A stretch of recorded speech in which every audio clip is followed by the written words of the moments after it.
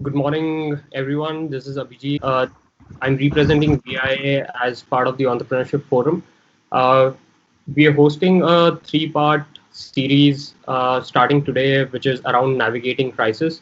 The first day is primarily around distributed manufacturing and Industry 4.0. The session in today's session, we have some amazing folks. Vaibhav Chabra, who's from Makers Asylum. Hey, Vaibhav. Hey, Then we thanks for have having me. Pratik Gadkar from Fab Lab Nagpur, and we have Parth from Faclon. Uh, in this time, we've seen that a lot of systems have collapsed, a lot of new systems have emerged. And one such thing that really worked for India was the Makers Collective.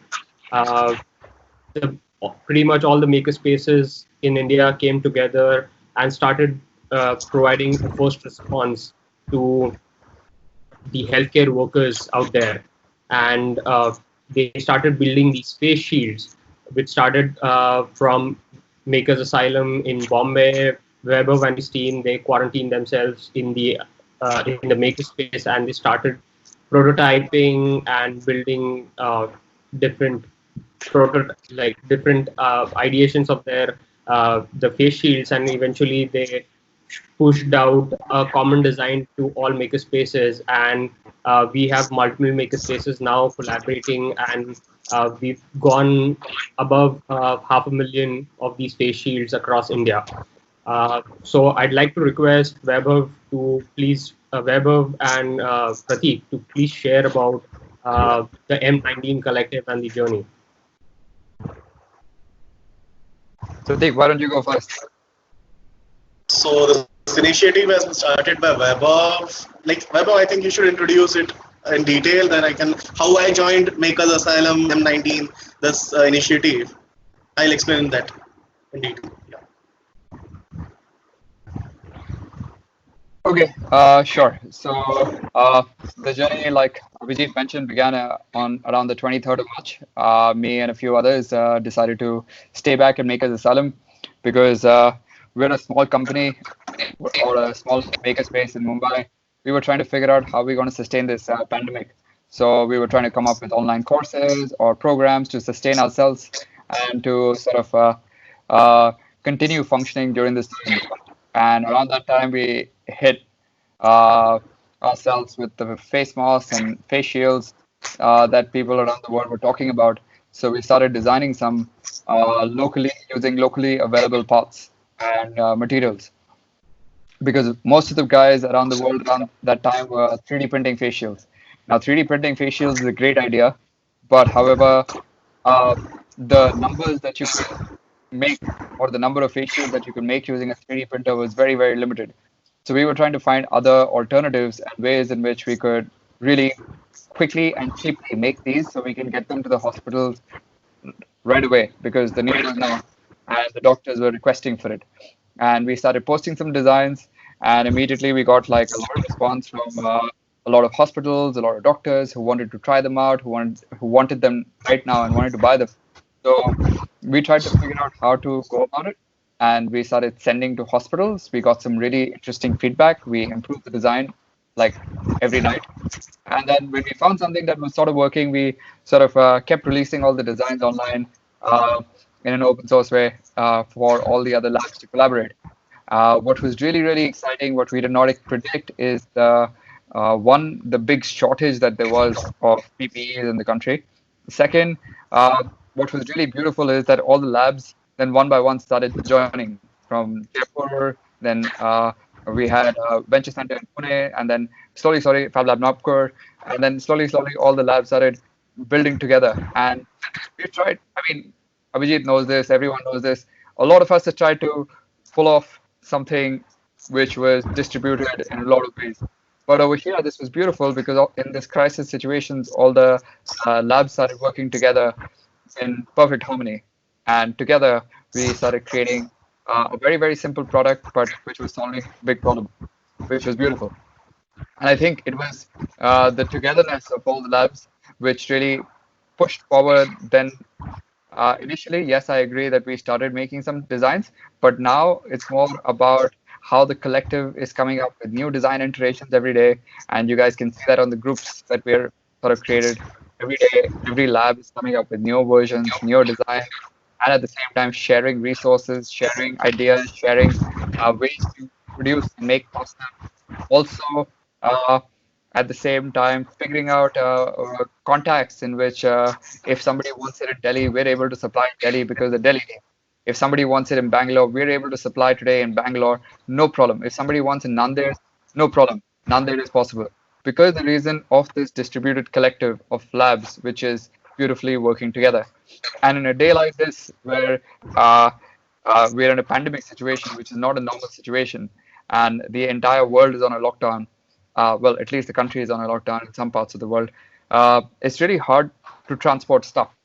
Not only is it hard to transport stuff, it's not right to transport stuff because if you transport stuff, you are risking the spread of virus into other parts of the country, which is not a good thing to do right now. Hence, to be able to figure out a least possible mode of transmission and a more effective way for this, that's where distributed manufacturing really comes into play. And I think as a collective, what's beautifully happened in this time is that we're able to manufacture the same thing in a distributed manufacture across the country. And I think that's the power of the collective and that's the power of the maker movement over there. Back to you.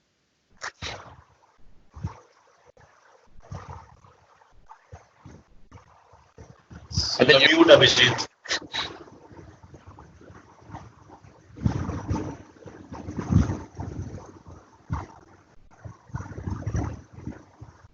Pratik, do you want to go next? Yeah. So actually, so this all started in Nagpur with a call from a friend to help the GMC doctors. So he got an inquiry. He's sitting in Mumbai, and he got an inquiry that this GMC Nagpur is facing a lot of problems with the PP. And yeah, this is all started with a call. And yeah, so we were searching for some solution, being the community, a makers community in Nagpur. And then we got contacted, like I contacted Weber in that in a way because they were making the M19 shirts, this initiative. So we thought like let's collaborate and explore this thing. And we started making our face, like 1st of April we started this thing. 1st of April we made our first face shield. We asked Weber for the support for the design, and we got that like open source design, and we manufactured it in our lab. We have given some samples to the GNC Nagpur, and they approved it very quickly because it was a big need at that point. And slowly, like we were getting inquiries from other government hospitals. So till now, we at Fab Lab Nagpur manufactured more than 30,000 face shield and distributed across Vidarbha. So we got inquiries from from the rural part of Maharashtra, and we have circulated more than 15 districts around, and yeah, so it's all about 30,000 shields that we have developed. And this product was the only solution at that point. And now we are also giving raw materials and disassembled parts to the small rural areas where they are assembling it and distributing it. This is also one of the network that we are exploring. During this initiative, like this period, like we were facing some issues due to this lockdown, and the major task was to assemble all the shields. Like manufacturing was easy compared to the assembling thing, and assembly was the toughest thing. So what we did is we pitched to the community, and we asked community to join hands to assemble things. So we got a good response. We got some volunteers. We got some families in. So we first tested, ensured that they are not in touch with any this contamination thing, and they were pretty safe. After this approval and this complete testing, we distributed some of the manufactured shields to them to get it assembled. And so we have a team of around 25 families across Nagpur who are assembling it right now, and we are manufacturing it 2,000 face shields per day at this stage. Yeah, Bijit. That's amazing. That's amazing to. So, a couple of questions for both of you guys. Like, what what really inspired the first step to get this done? Like, where does this idea creep up initially?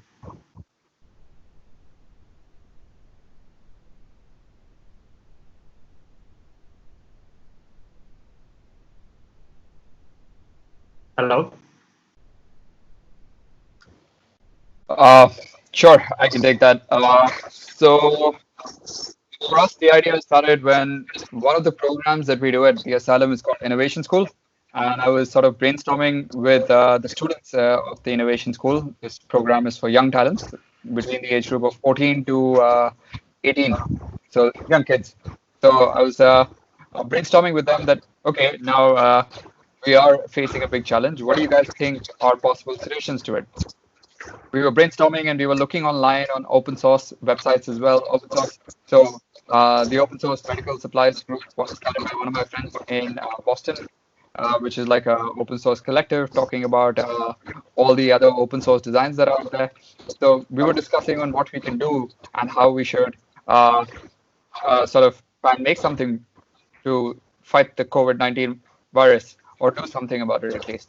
And that's when one of the students was also coming back to me and he was just really, really excited about the shields. And he was talking about shields with like Batman, Iron Man, he was talking about Spider-Man shields. And I was going like, whoa, this is going in a very different tangent, but there is something over there. There is something very exciting and very simple over there. That if you think about it, and today, after 2 months or 1.5 months of the time that we were discussing this inside the lab with some kids, it's actually becoming real. It's not just that the doctors are requiring this or using them. The policemen, the BMC workers, also people going out in the streets are also wearing shields today. At least in Mumbai, I've seen a lot of people wearing shields. And internationally, in the United States and other parts of the world, shields are becoming more effective than masks. That's what the case studies have been, that shields are more effective against COVID-19 than masks because they provide full covering and you don't Right, touch your right, right. face, so it reduces spread. So from there to when I look back at that conversation with that young talent, I mean, it completely makes sense in the way that in China already some schools are adapting shields when they're bringing back shields, and it becomes a sort of a very interesting space where possibly young adults and adults will start wearing shields. It might just be the next normal in its own ways, where you have these people. So it's interesting because you asked where did this idea come from? That's the stem of the idea, and I think it was a little before its time what the kid was thinking about, and now it sort of is becoming a weird reality in its own way. Uh, so also, I think what we've been seeing is like the success of what the M19 collective has shown. I think this has also proved that can actually do like a distributed manufacturing, like the power of open source, the power of making spaces has really come forward where at a time where industries could no longer function, that's when spaces stepped up and took charge of the situation and actually helped the people that were really at their need. Uh, Given the current pandemic situation, makerspaces have stepped up and shown what they're capable of and the kind of distributed manufacturing power is that came in such a situation. So, do you think this will continue? This will form an example for how industries forward? I think it should, and I hope it does. Already, Cambridge University is writing a case study on this, the M19 collective, plus a documentary is being made on it, and then all the newspapers have covered it. So I think uh, with the case study also being written as we parallelly speak, it is goes to prove that it is a possible great example by a reputed university like Cambridge University. Another thing on the side is that uh, I'm not sure about this statement, but I'm trying to figure it out as we speak. This was stated by one of the Cambridge University professors that uh, this probably is one of the world's, if not at least India, but possibly the entire world's largest distributed manufacturing and open initiative that has happened till date. So, after crossing 5 lakh mark within a month, I think we are getting towards creating almost some records over here. So, if we are going to be continuing towards a million, we're definitely creating some big records and examples for the world as the M19. Right. That would be great. Yeah, what do you think? Like, especially in a town like Nagpur, how how did the response come? Like, you also collaborated with the Nagpur Municipal Corporation. You have built like a sanitizing tunnel and a bunch of other innovations. Like, how was the appreciation? What feedback did you get from the administration for something like this? So actually, this all started with M19 share with a demand, and yeah, so we got a certain product demand from the Nagpur Municipal Corporation, GMC, and other government bodies. They were looking for some PPs and other solutions. So we obviously made some products for them. But yeah, this is the M19 shield is so the most accepted product by the team. We have given around 2,000 shields to Nagpur Municipal Corporation, uh, and we have donated more than 10,000 shields across Nagpur right now to different private and government hospitals, some municipal corporations around, street vendors in a way. So this all we got a good response from the people for this M19 shield.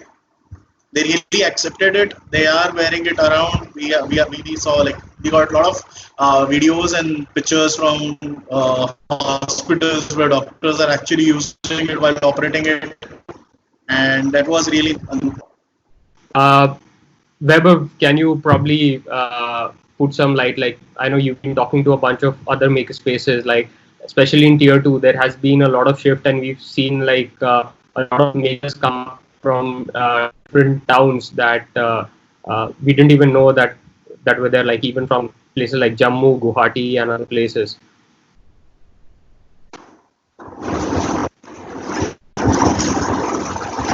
So, Pratik is back. Would you like to answer that, or Yeah, I think I'll let Pratik go, and then I can yeah, try and you pitch in. can take. I'll get back to Pratik again. Okay. So yes, it's been beautiful to see. So interestingly, a lot of the people who are part of it are not really running makerspaces. Like 50% of them, I would say, are people who are either running some small, um, organizations or something else as well. So, for example, in Guwahati, one of the guys is a filmmaker who's making this, and it's happening in his house. In Jaipur, uh, it's actually a guy who runs a media house called School News, and they make educational magazines for schools. He's running this in his house. In Delhi, there are some architects who are running it inside their studio.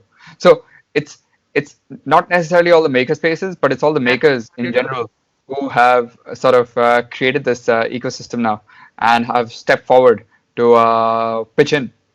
And I think that's beautiful because that's exactly what the maker spirit is. It's bringing out the grassroots, or in general, the people from their houses who make in their houses or make in their garages to come together and start making together. And I think that's what's happening over here.